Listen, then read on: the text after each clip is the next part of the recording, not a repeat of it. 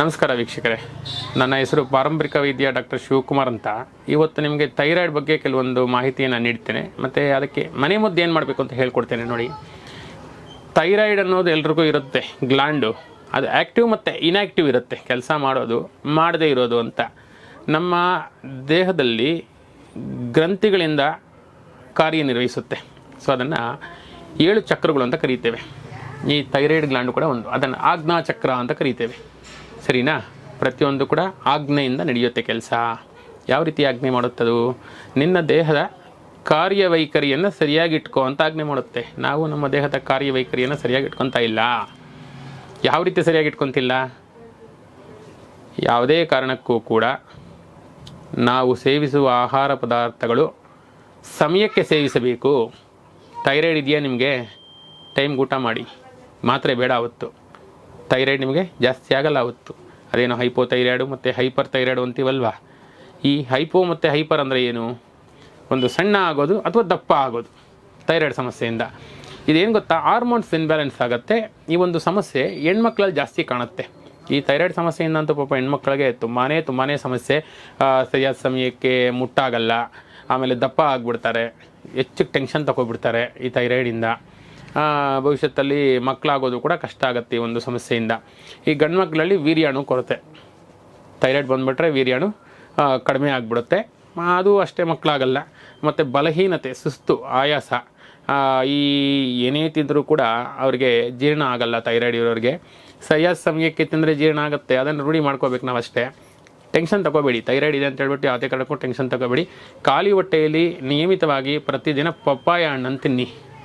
Papaya, ಪರಂಗಿ ಹಣ್ಣನ್ನು ತಿನ್ನೋದ್ರಿಂದ, ಚೆನ್ನಾಗಿ ಹಣ್ಣಾಗಿರ್ತಕ್ಕಂಥ ಒಂದು ಪರಂಗಿ ಹಣ್ಣನ್ನು ನಾವು ಒಂದು ಹೊತ್ತಿನ ಬ್ರೇಕ್ಫಾಸ್ಟ್ ಆಗಿ ಬಳಸೋದ್ರಿಂದ, ಒಂದು ಪಪ್ಪಾಯ ಬಂದುಬಿಟ್ಟು ಇನ್ನೊಂದು ವಿಚಾರ ಗೊತ್ತಾ ನಿಮಗೆ? ಪಪ್ಪಾಯ ಬಂದುಬಿಟ್ಟು 1,000 ಕಾಯಿಲೆಗಳನ್ನು ನಿಯಂತ್ರಣ ಮಾಡುತ್ತೆ. 1,000 ಕಾಯಿಲೆಗಳನ್ನು ಪಪ್ಪಾಯ ನಿಯಂತ್ರಣ ಮಾಡುತ್ತೆ. ಸೊ ಹಾಗಿರುವಾಗ ಪಪ್ಪಾಯವನ್ನು ನಾವು ಒಂದು ಟೈಮ್ ಬ್ರೇಕ್ಫಾಸ್ಟಾಗಿ ಬಳಸೋದ್ರಿಂದ ನಮಗೆ ಜೀರ್ಣಾಂಗ ಮತ್ತು ಜೀರ್ಣಕ್ರಿಯೆ ಸರಿಯಾಗಿ ಅದರಲ್ಲಿರ್ತಕ್ಕಂಥ ಒಂದು ಎಂಜೈಮ್ಸ್ ದೇಹಕ್ಕೆ ಹೋಗಿ ನಮ್ಮ ಥೈರಾಯ್ಡನ್ನ ಕಂಟ್ರೋಲ್ ಮಾಡುತ್ತೆ. ಥೈರಾಯ್ಡ್ ಗ್ಲ್ಯಾಂಡ್ನ ಆ್ಯಕ್ಟಿವ್ ಮಾಡುತ್ತೆ. ಮನೆ ಮದ್ದು ನಿಮ್ಗೆ ಹೇಳ್ಕೊಡ್ತೇನೆ. ನಂತರ ಮನೆ ಮದ್ದನ್ನು ಕೂಡ ಪ್ರಯತ್ನ ಮಾಡಿ. ಖಾಲಿ ಹೊಟ್ಟೆಯಲ್ಲಿ ಬೆಳಗ್ಗೆ ಎದ್ದ ತಕ್ಷಣ 6 ಗಂಟೆಗೆ ಪ್ರಾತಃ ಕಾಲದಲ್ಲಿ ಎದ್ದೇಳಬೇಕು. ಒಂದು ಅರ್ಧ ಗಂಟೆ ಬರಿಗಾಲಲ್ಲಿ ವಾಕ್ ಮಾಡಿ. ಥೈರಾಯ್ಡ್ ಇರೋರೇ ಆಗ್ಬೋದು, ಡಯಾಬಿಟಿಕ್ ಇರೋರೇ ಆಗ್ಬೋದು, ವಾಕ್ ಮಾಡಿ. ವಾಕ್ ಮಾಡೋದ್ರಿಂದ ನಿಮ್ಗೆ ಅವತ್ತು ಅಕ್ಯುಪ್ರೆಷರ್ ಆಗಿ ಥೈರಾಯ್ಡ್ ಗ್ಲ್ಯಾಂಡ್ ಆ್ಯಕ್ಟಿವ್ ಆಗುತ್ತೆ. ರಾತ್ರಿ ಊಟ ಆದ 1 ಗಂಟೆ ನಂತರ ಒಂದು ಅರ್ಧ ಗಂಟೆ ವಾಕ್ ಮಾಡಿ. ಬರಿಗಾಲಲ್ಲಿ ಮಣ್ಣಿನ ಮೇಲೆ ವಾಕ್ ಮಾಡಬೇಕು ಅಥವಾ ಹುಲ್ಲಿನ ಮೇಲೆ ವಾಕ್ ಮಾಡಬೇಕು. ತಾರ್ ರೋಡಲ್ಲಿ ವಾಕ್ ಮಾಡೋದಲ್ಲ, ಸಿಮೆಂಟ್ ರೋಡಲ್ಲಿ ವಾಕ್ ಮಾಡೋದಲ್ಲ. ಹುಡುಕಿ ಸಿಗುತ್ತೆ. ಪ್ರತಿಯೊಂದು ಶಾಲೆ ಹತ್ರ ಕೂಡ ಪ್ಲೇ ಗ್ರೌಂಡ್ ಇರುತ್ತೆ. ಪ್ಲೇ ಗ್ರೌಂಡ್ ಅಂತ ಪ್ರತ್ಯೇಕವಾಗಿ ಪ್ರತಿಯೊಂದು ಏರಿಯಾದಲ್ಲೂ ಇರುತ್ತೆ. ಇನ್ನು ಹಳ್ಳಿಗಳ ಕಡೆ ಹೇಳೋ ಅಗತ್ಯನೇ ಇಲ್ಲ. ಜಮೀನುಗಳಿರುತ್ತೆ, ಅಲ್ಲೆಲ್ಲ ವಾಕ್ ಮಾಡ್ಕೋಬೋದು. ಮಾತ್ರೆಗಳ ಮೇಲೆ ಡಿಪೆಂಡೆನ್ಸ್ ಆಗಬೇಡಿ. ಅದೆಲ್ಲ ಉಪಶಮನವೇ ವಿನಃ ಪರಿಹಾರ ಅಲ್ಲ ನಿಮಗೆ. ನಂತರ ಮತ್ತು ನಿಮಗೆ ಮನೆ ಮದ್ದು ಅಂತ ಹೇಳ್ತೀನಿ ನೋಡಿ. ಈ ಮನೆ ಮದ್ದನ್ನು ನೀವು ಪ್ರಯತ್ನ ಮಾಡ್ಬೋದು. ಇದು ಹೇಳೋದಕ್ಕಿಂತ ಮುಂಚೆ ಥೈರಾಯ್ಡ್ ಯಾಕೆ ಬರುತ್ತೆ ಅಂತ ನಿಮಗೊಂದು 2 ಸಲ ಹೇಳ್ಬಿಡ್ತೀನಿ ನೋಡಿ. ಬರಬಾರ್ದು ಅಂದರೆ ಬರೋ ವಿಚಾರ ತಿಳ್ಕೊಬೇಕು ನೀವು. ಹೆಚ್ಚಿಗೆ ಟೆನ್ಷನ್ ತಗೊಳ್ಳೋದ್ರಿಂದ ಥೈರಾಯ್ಡ್ ಬರುತ್ತೆ. 2ನೇದು, ತಿಂದ ಆಹಾರ ಜೀರ್ಣ ಸರಿಯಾಗಿ ಆಗದೆ ಥೈರಾಯ್ಡ್ ಬರುತ್ತೆ. 2ಕ್ಕೂ ಒಂದೇ ಪರಿಹಾರ. ಹೆಚ್ಚಿಗೆ ಟೆನ್ಷನ್ ತಗೋಬಾರ್ದು. ಏನೇ ಆಗಲಿ, ಏನೇ ಹೋಗಲಿ ತಲೆ ಕೆಡಿಸ್ಕೋಬಾರ್ದು. ಇದರಿಂದ ಥೈರಾಯ್ಡಿಂದ ಮುಕ್ತಿ ಹೊಡಿಬೋದು. ನಂತರ ನಾವು ತಿಂದ ಆಹಾರ ಜೀರ್ಣಕ್ರಿಯೆ ಆಗಬೇಕು ಅಂದರೆ ನಿಮಗೆ ನೋಡಿ ಒಂದು ಚಿಕ್ಕ ಟಿಪ್ಸ್ ಹೇಳ್ಕೊಡ್ತೇನೆ. 7:30ಗೆ ಒಂದು ಸಿಂಪಲ್ ಬ್ರೇಕ್ಫಾಸ್ಟ್ ಮಾಡಿ. ಯಾಕಂದರೆ ನಾವು ಕೆಲಸ ಮಾಡೋರು, ಹಾಗಾಗಿ ಸಿಂಪಲ್ ಬ್ರೇಕ್ಫಾಸ್ಟ್ ಮಾಡಬೇಕು. ಮಧ್ಯಾಹ್ನ 1:30ಗೆ ಊಟ. ಅತಿ ಹೆಚ್ಚು ತರಕಾರಿ ಪಲ್ಯಗಳ ಸಮೇತ ಊಟವನ್ನು ಪ್ರಾರಂಭ ಮಾಡಿ. ಮತ್ತು ಸಂಜೆ 6 ಗಂಟೆ ಒಳಗೆ ಊಟ ಮುಗಿಸ್ಕೊಳ್ಳೋ ವ್ಯವಸ್ಥೆ ಮಾಡಿ. 6 ಗಂಟೆ ಒಳಗೆ ಊಟ ಮುಗಿಸ್ಕೊಳ್ಳೋ ವ್ಯವಸ್ಥೆ ಮಾಡಿಲ್ಲ, ಅನುಕೂಲ ಆಗಲ್ಲ. ಹೀಗಿರುವಾಗ ದ್ರವಾಹಾರಕ್ಕೆ ಬನ್ನಿ. ಈಗ 8 ಗಂಟೆಗೆ 9 ಗಂಟೆಗೆ ಕೆಲವರಿಗೆ ಪಾಪ ಎಲ್ಲೋ ಕೆಲಸದಿಂದ ಬಂದಿರ್ತಾರೆ. ಅವ್ರಿಗೆಲ್ಲ 6 ಗಂಟೆಗೆ ತಿನ್ನಬೇಕು ಅಂದರೆ ಆಗಲ್ಲ.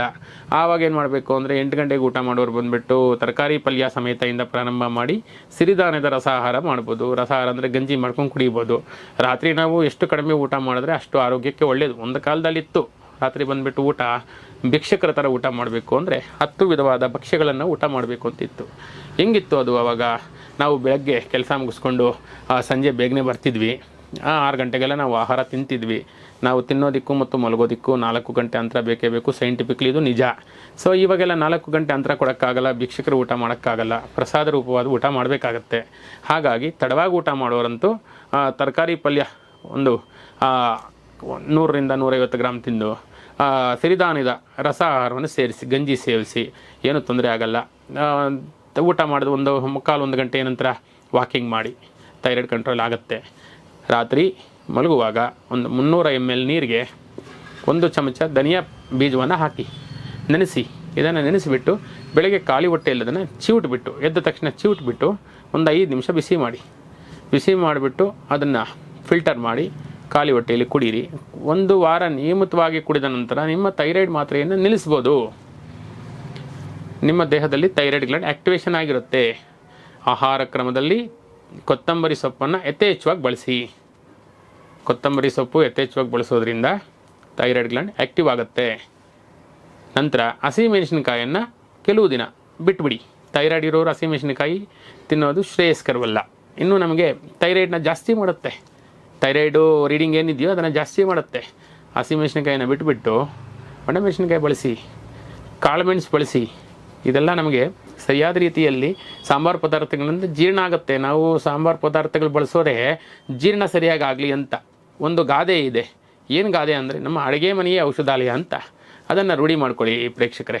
ಆಹಾರ ನಮ್ಮ ಅಡುಗೆ ಮನೆಯ ಔಷಧಾಲಯ ಅಂತ ಇದೆಯಲ್ಲ, ಅಡುಗೆ ಮನೆಯ ಔಷಧಾಲಯವನ್ನು ಎಲ್ಲರೂ ರೂಢಿ ಮಾಡ್ಕೊಳ್ಳಿ. ಪ್ರತಿಯೊಂದು ಸಮಸ್ಯೆಗಳಿಗೂ ಕೂಡ ನಮ್ಮಲ್ಲೇ ಪರಿಹಾರ ಸಿಗುತ್ತೆ. ಅದನ್ನು ಬಿಟ್ಟು ಯಾವುದೇ ಕಾರಣಕ್ಕೂ ಮಾತ್ರೆಗಳ ಮೇಲೆ ಡಿಪೆಂಡೆನ್ಸ್ ಆಗಬೇಡಿ. ಸದ್ಯಕ್ಕೆ ನಿಮಗೆ ಅದು ಕೆಲಸ ಮಾಡ್ಬೋದು. ಪ್ರತಿಯೊಂದು ನಿಮಗೆ ವಿಡಿಯೋದಲ್ಲೂ ಕೂಡ ಮಾತ್ರೆಗಳ ಬಗ್ಗೆನೇ ಹೇಳ್ತಿದ್ದೀನಿ ಅಂದರೆ ನೀವು ಯೋಚನೆ ಮಾಡಬೇಕು, ಅದರಿಂದ ಎಷ್ಟೊಂದು ಅಡ್ಡ ಪರಿಣಾಮ ನಮ್ಮ ದೇಹದ ಮೇಲೆ ಬೀಳುತ್ತೆ ಅಂತ. ಇದನ್ನೆಲ್ಲ ಮಾಡಿ ಥೈರಾಯ್ಡಿಂದ ಮುಕ್ತಿ ಹೊಡಿಬೋದು. ಮುಂದಿನ ಸಂಚಿಕೆಯಲ್ಲಿ ಭೇಟಿ ಮಾಡೋಣ ವೀಕ್ಷಕರೇ. ನಮಸ್ಕಾರ.